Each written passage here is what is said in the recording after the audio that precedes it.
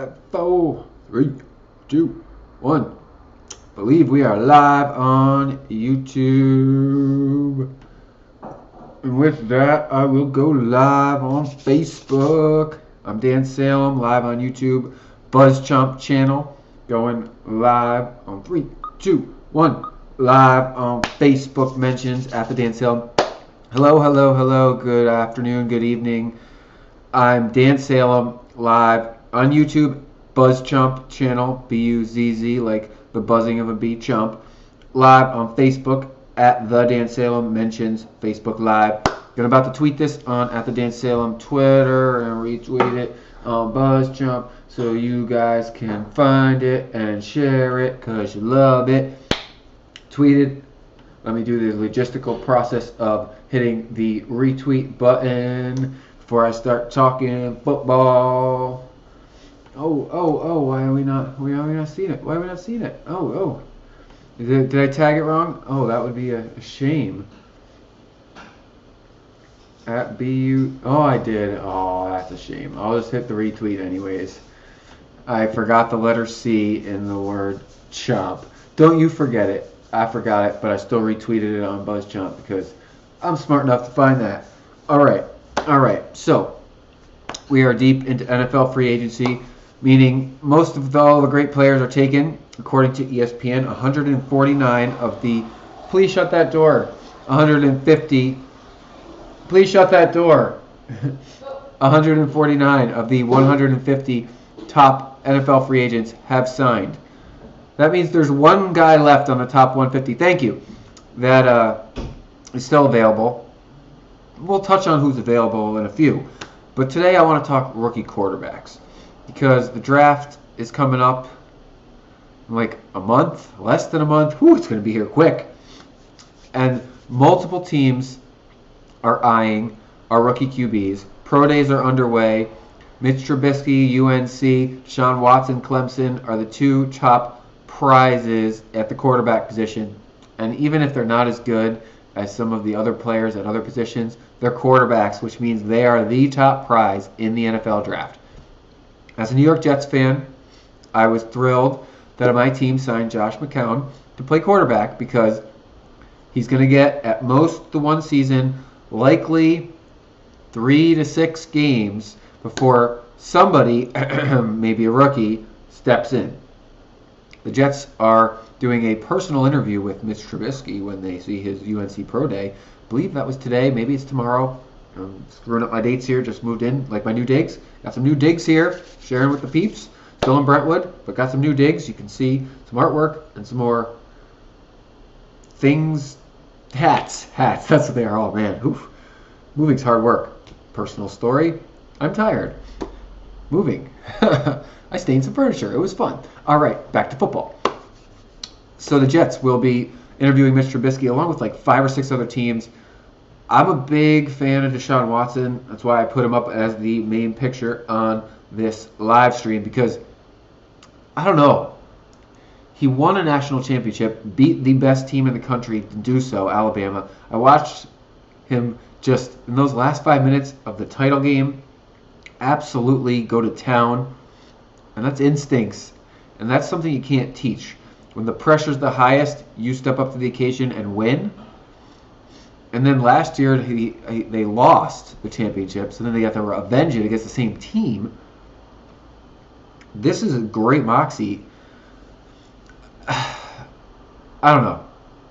I'd like to believe the Jets, my team, could find a quarterback of the future and that they wouldn't screw it up in the process, or they wouldn't screw the player up. I'd like to believe the Browns can do it too. Hell, the Patriots were nothing and more or less a screw-up team before Tom Brady and Bill Belichick paired together. I believe Todd Bowles can get some magic working in New York. I don't know about the likes of Cleveland. The Bears are a fun landing spot. The 49ers are a fun landing spot for some of these rookie quarterbacks. Jacksonville may be looking for a new QB. The Chargers may be looking. There are multiple teams. New Orleans, because New Orleans got Drew Brees and he's only got a season or 2 left. Imagine grooming your rookie behind Drew Brees. Imagine grooming your rookie behind Phillip Rivers. Imagine grooming your rookie behind Josh McCown. Yes, Or maybe the Jets, my team, will use Christian Hackenberg, or probably not Bryce Petty. But who knows? The key is we're working out these rookies. And what's they going to do? Who's the next Tom Brady? So that's what everyone wants, right? Because Tom Brady's the quintessential pocket passer. Dink and duck, but he throws the long ball beautifully. He game manages great. Now, granted, we've seen him make mistakes. He's had a wonderful supporting cast, generally a tremendous defense. That's what you need to win championships. I mean, it's a team sport. You can't win it on your own. But he makes those passes, and in this most recent Super Bowl, he's just proved why he's one of the greatest ever, if not the greatest ever. He's gotten better and better and better as his career's gone on. And that's what you want out of your quarterback. Someone that continuously improves, exceeds expectations, and wins you multiple championships. What more do you want? You want that. You want your Tom Brady. He doesn't have to look like Tom Brady. He needs to play like Tom Brady. He needs to act more or less like Tom Brady, because Tom Brady's been more or less respectful off the field. Granted, Deflategate and some other shenanigans, but more or less respectful. He comes across well. He's a good face of your team. That's what you want from your quarterback. A good face of your team. Doesn't matter what the person looks like, but they want to be a respectful face of the franchise and lead you to victory. So, can Mitch or Deshaun be that player for their respective teams? Both of them are going to get drafted. I think they're going to both go in the top half of the first round, but I'm not ready to say they're both going to be top 10. Now, there are enough teams in the top 10 that need quarterbacks, but there are also really highly rated defensive players, running backs in this draft. The top corner, the top safety, the top running back, those are top wide receiver too. Those four positions, there are stars at those positions available. They're going top 10. And if you can build your defense, it can make up for a lot of shortcomings on offense. My team, the Jets, at 6 are real interesting because I don't think both Watson and Trubisky won't both be available at 6, but one of them will be. I'd be kind of surprised if one of them isn't. I mean, I suppose San Francisco and Cleveland could both go quarterback early, but with Cleveland also picking later in the round, they may risk it because there's like those two top running backs look out of this world. And you got Mike Smith, the wide receiver, and there's two cornerbacks and a safety that are just hands down better. There's also like one lineman, but I don't think he's top 10, but someone might reach because they really want to know lineman. And there's a couple of pass rushers. You gotta take the talent. Like Mike McCagnon, Jets GM, always takes the best player available. So that leads me to believe they may not go high on a quarterback top 10. They'll probably go second round again, QB. That's not a bad strategy, but if you really believe in Trubisky or Watson, you better go get them because then you're just going to be kicking yourself for years that you didn't do it. The last time the Jets drafted a number 6 overall quarterback was Mark Sanchez. Worked out more or less for 2 seasons. They went to 2 AFC championships, but he did not get better. The team got worse. He took the blame, as the quarterback always does, went elsewhere, and now he's backing up in the league. I don't know if he got signed yet. He'll be a backup somewhere. I don't remember. He might still be a free agent. So the Jets did okay with Sanchez, but they had a great running game and a great defense to support him. They could have a... I'm not sure how much that rookie will see the field this year. They want to test out Hackenberg. If they draft Trubisky or Watson, they may see the field. They'll probably see the field later in the season. The Jets are full rebuild. So are the Cleveland Browns. So are the 49ers. These are my 3 teams really eyeing these top 2 rookies. If we take a quick look at the ESPN draft board, because I like to visit ESPN for my draft board. Let's see. Side note, Cam Newton getting shoulder surgery. This might not be bad news for the Panthers. It's bad news for fantasy owners. That's all I got to say about that. So the Browns pick first, then the 49ers, then the Bears, then the Jaguars. So Jacksonville, I liked Blake Bortles, and then he just stunk so much last season. It made me question ever why. But one bad season doesn't make a career. I really do think he could rebound this year, and they don't need to abandon him. But they got a new coach, new system going on. So those top 4 all are eyeing these QBs. Very, very strong. Tennessee at 5 is not, and the Jets, San Diego are. Carolina at 8. Now, Cam Newton's a franchise quarterback, yet Cam Newton's going to get rotator cuff surgery. I don't know if he'll be out of surgery before the draft, I would assume. But will they get to see what he looks like? This is a tricky situation. So you'd think you'd have Cam for another 5 to 7 years. But when you get shoulder surgery as a quarterback, no matter which shoulder, red flag, major red flag. And if they love Watson or Trubisky at 8, I mean, they could grab one of them just for the future, I suppose. But you think, okay, no, give Cam a running game, give Cam defense. But Cam's hurt. Cam's getting shoulder surgery. That's rough. That makes you wonder. That makes me take pause with the Panthers. Bengals and Buffalo Bills are set at QB. Buffalo could draft a QB if one of these two guys slips to them at 10, only because they don't have a super long-term commitment in, Tyrod Taylor. And I don't think they love Tyrod Taylor, so that's like 8 of the top 10 teams in the draft that could get Watson or Trubisky. There are a couple other QBs that people stop talking about. They're not in the top 32 at ScoutSync. Trubisky comes in at number 31. Deshaun Watson's number 22 in ScoutSync. Some of these guys I was talking about, people are high on Myles Garrett, defensive end, Jonathan Allen, defensive tackle. Then you got a safety, LSU, Jamal Adams. I'm big on Fournette out of LSU, the running back. I also am intrigued by Marcus Lattimore, Ohio State cornerback, even though there's been some bad press about him. And then would someone really go high on O.J. Howard, the tight end at Alabama? I could see him going like 9 or 10 to Cincinnati or Buffalo. That would be a nice play. But we're talking quarterbacks here, right? So the Jets signed McCown. Now, my brother and I wrote about Colin Kaepernick today because it kind of seems like dude's been blackballed, and we can't quite figure out why. And then, so Spike Lee came out and had all these comments. Oh, blah, blah, blah. Everyone's avoided Kaepernick because of politics and stuff. You'd be pretty naive to think that it's not playing a factor. As a coach, you want him. But the owner's got to sign off on all these deals. And you don't want off-the-field distractions. Now, my personal opinion, he's not been an off-the-field distraction. He actually brought positive press as someone bringing positive awareness to a issue in this country. But it was still press away from football. It was still taking away from the play on the field. And ultimately, that's no good for any football team, no matter whatever it is. And also, you got to remember a lot of these NFL owners are old guys, and they don't look too kindly upon his actions. That's all I'll say. But I like what the ceiling for Kaepernick is.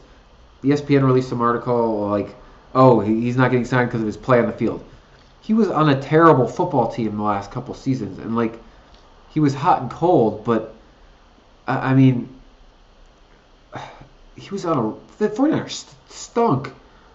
He went through tons of coaching changes. When he was with a really excellent coach, Jim Harbaugh, he shined. And I think that he could learn a new system. He could also thrive in a system that was playing to his strengths. I didn't want the Jets to sign him because he's not like a transition guy. And the Jets have a young quarterback they need to test out. Top draft pick might go for a rookie. But Kaepernick could really run an offense. I don't see why the Buffalo Bills didn't consider him instead of Tyrod. Now, I like Tyrod Taylor, but I like Kaepernick almost the same, except Tyrod was better last season. So I understand the logic, but I think the Panthers, with this questionable situation with Cam Newton, should swoop in and sign Kaepernick. If they need him to start a few games, it's a good win-win situation. RG3 being a free agent, still I understand. Dude made a mess of things, been really injured.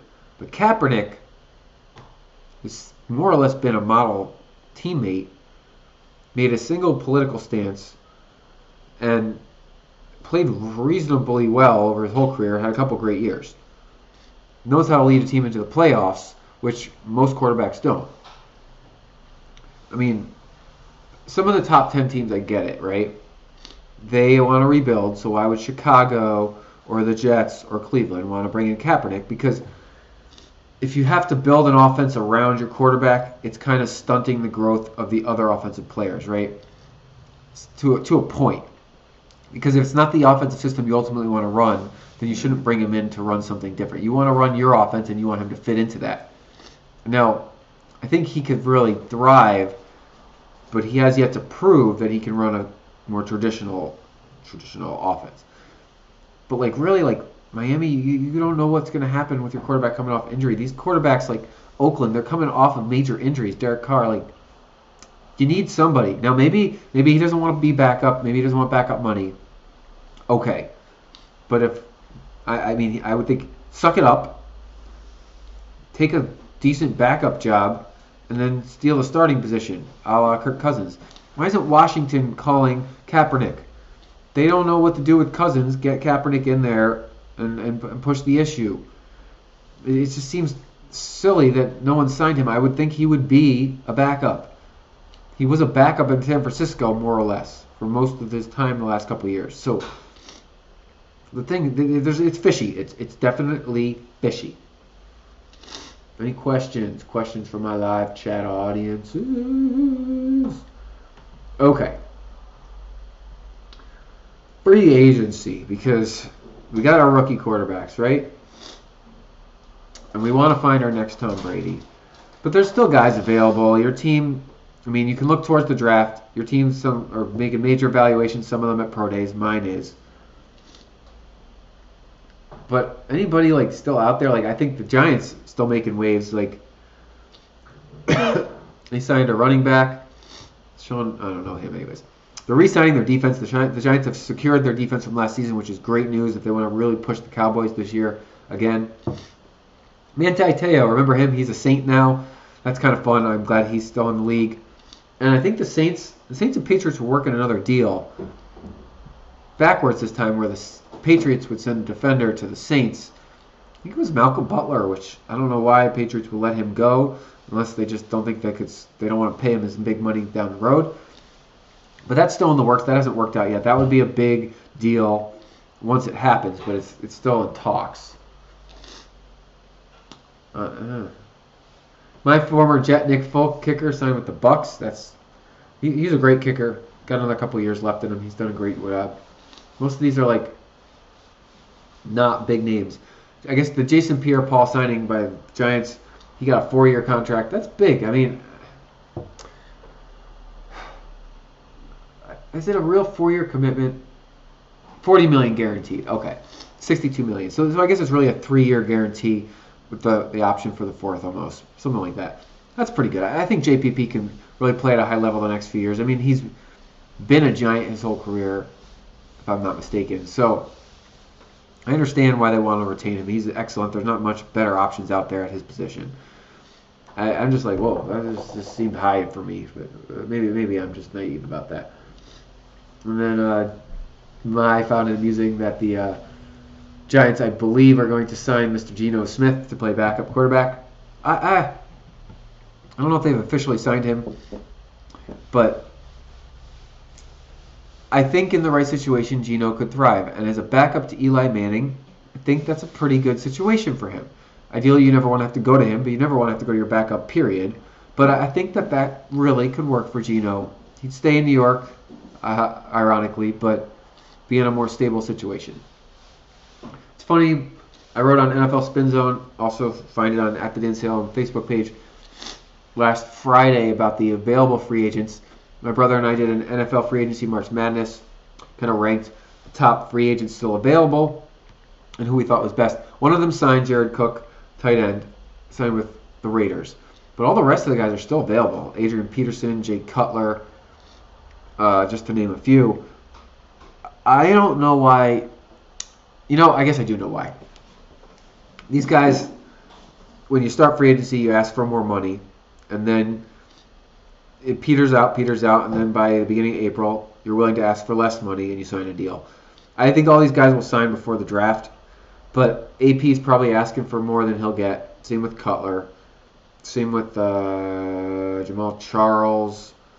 Same with Kaepernick. RG3. I think these guys will sign. They got football left in them, and I mean their names. So it's a nice headline for your team to bring this guy in, especially if it's on reasonable salary. I think that they'll all have a good. I think these are excellent bounce back situation potential. Especially, you can't put a price on a new team and wanting to prove yourself. Especially these guys who have had success. You want to prove yourself, and you want to do it in your new team more than ever. Almost be like, yeah, I told you. But they're going to have to lower their asking price a little bit. That's my main takeaway. Otherwise, they would have signed by now. I got to believe all these guys would have signed. Or they'll sign right after the draft once these teams see who they can actually get come draft day. Any questions, other questions? The only other major NFL headline is that Tom Brady's Super Bowl jersey was returned to him. I believe that he was the MVP, correct? Also, who was the MVP? The Broncos MVP the year before, the defensive player who I'm blanking on, also had some equipment stolen, and it also turned up in the same place as Tom Brady's jersey. It's not really surprising that the same person would be able to steal the MVP's equipment both times, but ironic is the proper term. But okay, Tom, you got your jersey back. Good. You better frame it and hang it on your wall, because if you're selling that on eBay, shame on you. Should have let the dude keep it. Shame on you. Lynch misses NFL. Okay, so apparently Marshawn Lynch is going to unretire. I really don't think he should. The NFL is a fickle sport, and it's not the type of thing you unretire from. Now, he only was retired a season, but the odds of him coming back and not getting hurt in the first 3 games are low. He's going to get injured if he comes back just because he hasn't played in a year. He hasn't gotten beaten up in a year. It's like, oh, come on, dude. No, that's probably not a good idea. Just go be an announcer.